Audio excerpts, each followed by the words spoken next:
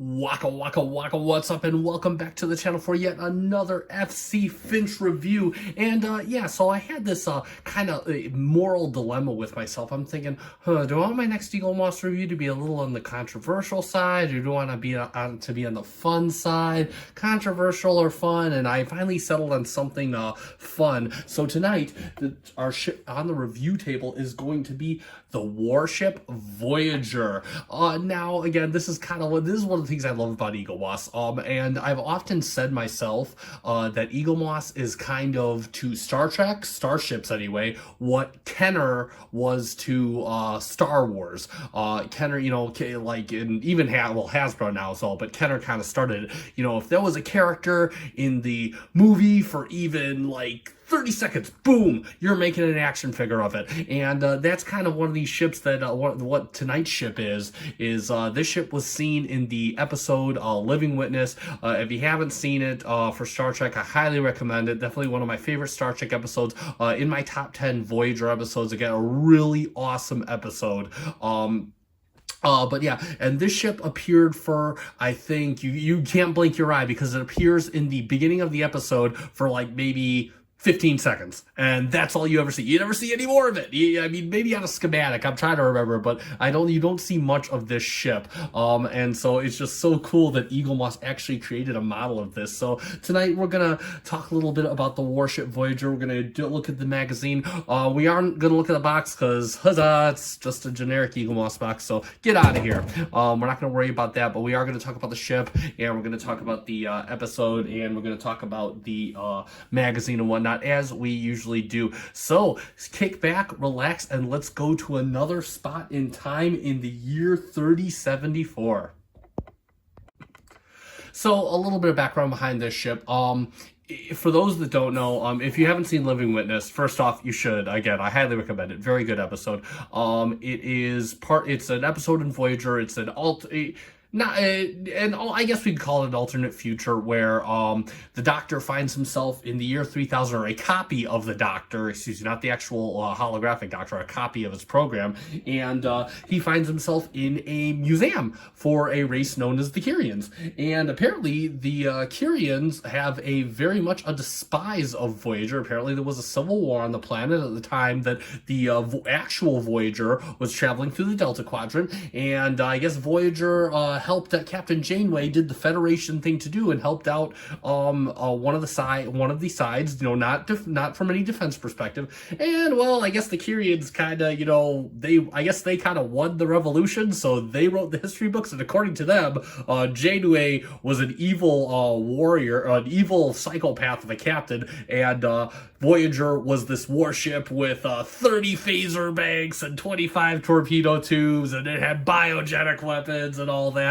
We'll go into that when we get into the magazine. Again, if you haven't seen this episode, I highly recommend it. Voyager never had a Mirror Universe episode, and you can kind of call this episode the Mirror Universe episode because it is basically the crew doing Mirror Universe things. The crew are cutthroat, they're evil, they fight amongst themselves. I mean, it's a bit more militaristic than I guess piracy is what the Mirror Universe is, but again, just a really good episode.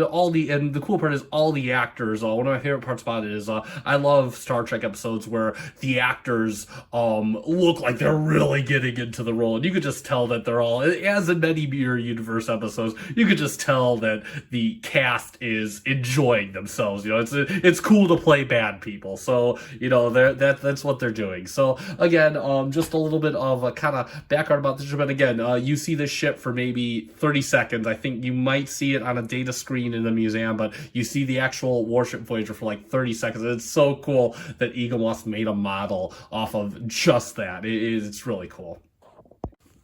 So yeah, let's take a look at the magazine, and I'm going to turn the light off. We're going to get a little bit of glare, but that's okay. So here we go. There she is, Warship Voyager. And you can see, Warship Voyager type simulation. Again, it was only a simulation. It wasn't the real ship. They went off of a data recording they found in the sea or something like that. 300 soldiers, double the 150 man crew, and multiple weapons.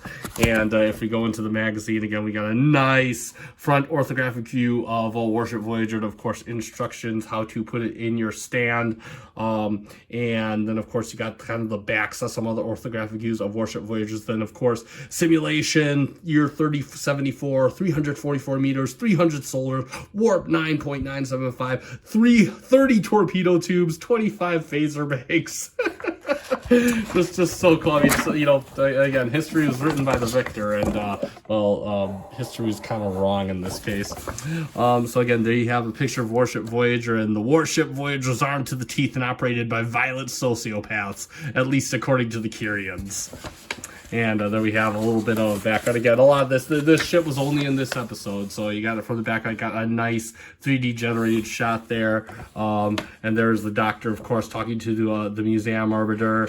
And in this episode, Voyager had its own Borg soldiers, so Seven was still a Borg in this. It had a Borg armor, and I believe this is like the only scene to see the actual ship in the show right here, firing one of its 30 phaser banks at the planet. And there we have some nice orthographic views of the Warship Voyager. And again, you know, like I said, I never read these magazines, but now that I look at them, it's so cool. Because again, this ship only appeared in the episode for like 30 seconds, or it's not even a minute. And it's cool that we have like all this detailed stuff. You can actually sit down, grab yourself a cup of coffee or a cold alcoholic beverage if you wish, and you know, just kind of read this magazine, just kind of enjoy the ship, which we really never saw a lot of designing the Warship Voyager. And so just change it. I don't think they did anything to the physical model. It was all studio. Yeah, there you go. So we do see it on a data screen in the episode. Again, I'm well familiar with the episode, and of course we have the Arrow shuttle. I never actually bought the Arrow shuttle model. It does look very cool. And then of course just some design data, some model data on Voyager. And then Tim Russ talks about directing the episode. Got a nice picture of Tim there with his Vulcan ears on. Then, of course, we have Tim Russ in Deep Space Nine right there. And then Tim Russ, lots of Tim Russ. And there you go. And then, of course, the next ship, the racing ship. I forget what that episode. I forget the episode. It was kind of a fun episode. Then just of course a nice top orthographic view of the Warship Voyager. So there we go. And real quick, so the usual, we're going to take this out. Usual stand the thing. I'm going to turn my light back on so we can actually see some stuff. We got the peg, we got the hole, we got the peg with the stand, and you just put it in there, and it's pretty firm. And then the way most Voyager models sit is you just put it around the backside of the, I guess it's a saucer, kind of like a chevron section, and the ship sits in there pretty well, unlike Voyager XL, which doesn't sit well in its stand. And we'll just kind of do a quick go around before we do a review of this ship. So there you go. And let's break it down and take a look at the Warship Voyager. And again, yeah, so again, this was part of the standard collection, issue 132. So getting towards the kind of within about 50 of the end. And yeah, you know, this is one of those models that again, you see all this nice yellow detail. You got the escape pods right here. All along the side. No window misalignment issues, because of course the windows are not outlined in black on this version of the ship like they are on the XL. And then of course you got like a lot of the changes they made. You got the deeper phaser cannon banks up here. They're kind of embossed. They look a lot better. Then you got some added wings here on the saucer, or the chevron section, the main hull, and then of course you got the little pig nose, the little supercharger sticking out. Like it's probably a phaser or a torpedo cannon. And for the most part, you know, very still the same Voyager. Got some nice, again, lots for your fingers to feast their eyes on. Like, you know, get some embossed details down here and all along the back aft, towards the aft of the ship. Nice details, lots to really run your fingers along, all this detail and boss. And then of course you got these two spikes here, and then you get more cannons along it. It's just so cool how they really left almost no part of the ship untouched. They really tried to give it that warship-esque feel. And then of course we got our impulse engines. See, look at that little detail, that like they're outlined in red. They're the impulse engines. It's just so cool how they gave it that little touch. You're never going to notice that unless you look as deep as we're looking in. Nacelles got the nice Starfleet pennant on there, and then of course painted red for the Bassard collectors because they are mostly encased, but then you got a nice transparent blue for the warp coil section. And then going down to, again, the bottom of the ship, you're never going to see this. They got the arrow shuttle line now. You can actually run your fingers along it. Not much warship detail on the bottom. Again, you got the phaser strip down here, phaser strips along the primary hull. And then you've got, of course, got the grid space back here for one of many Voyager's million shuttlecrafts, NCC 74656. Right there, and of course the NCC 74656 up front. Again, just a lot of detail for such a small ship. But this ship was only like $30 when it came out. You know, again, this ship is what, maybe 4 inches long by like 1.5 inches wide. Just very, very cool. Again, some nice orange up here. I always forget what this piece is. And the deflector is painted in a nice baby blue with gold. You can run your finger along. Excuse me. Get some nice embossed detail. And then, of course, the torpedo launchers right here, kind of peeking out. Kind of run your finger along that, see some nice detail. Really kind of a nice off-white shape, I would say. Kind of a lighter shade of gray for the hull. But yeah, no, just really, really cool. And again, I love the nice little touches they added to kind of give it that extra, you know, warship feel. You know, I mean, again, a Voyager, you know, built around the time of the Dominion War. So, I mean, kind of it's still very much an exploration ship. So, again, really cool. And for comparison, I'm going to bring in the only other, well, I have another Voyager that we'll go over at some point. We're going to bring in the XL Voyager. The XL will get its own review because it's the only Voyager I have in there. You can kind of go and just kind of see, and I'll move my finger so you can kind of see all the changes they made. Like, again, all the cannons they added on top.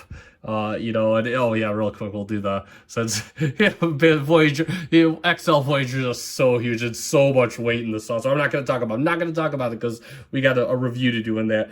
And you can just kind of see from the side. I mean, you know, mostly the same. You know, same for the sides different. But again, Warship Voyager has a lot more added on the top. You see the spikes at the back of at the aft of the ship, and then of course the additional.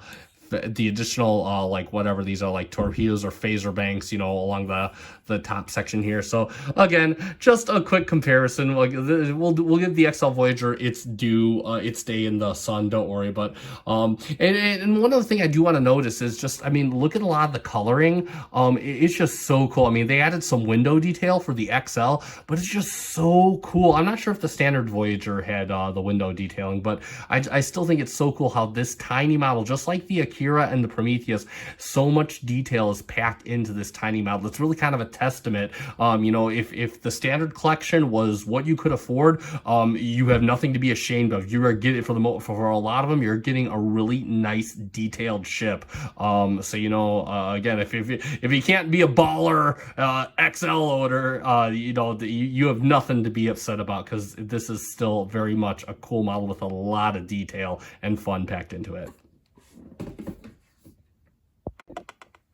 So let's summarize, and there we have it for the Eaglemoss Hero Collector issue 132 of the standard collection, Warship Voyager. And yeah, again, this is just, you know, like I said, this is one of those ships that it's is that one ship from 15 seconds of that episode. I know I alternate between 15 and 30, but either way, it was a very small segment, and you never saw the ship again after that. So, and it's just so cool. Again, like I said, Eaglemoss, that they took the time to give us a model of it. And this is just one of many like this. It's a fun little ship from a great episode. It's fun to sit down screenshot review, and it's just cool to look at because it's like, hey, you know, ultimately these ships, these action figures, these toys, you know, I think they said it best in another show.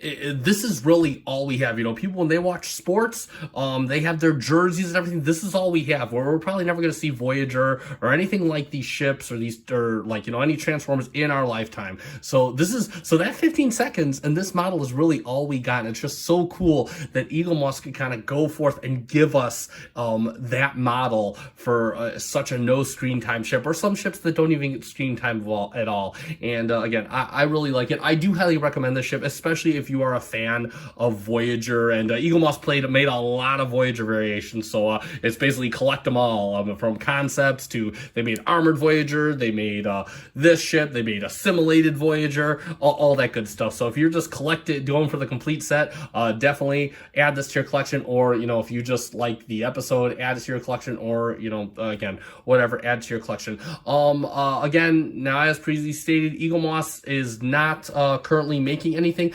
Now, just FYI, I have been posting links. I will post a link in the description to realmerch.com. That is where I've seen a lot of people still getting Eaglemoss items for reasonable prices. Some are slightly higher than what they were on Eaglemoss. Some are lower.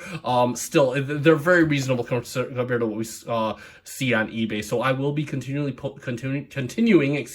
post that link in the description if you want Eaglemoss ships of your own. I don't recall seeing this ship on there, but again, feel free to double check. You know, my eyes may fail me at any point in time. So yeah, give it a look out, and if you see it for a reasonable price, I definitely recommend picking it up, especially because it's such a relatively inexpensive ship and you get so much detail packed into it.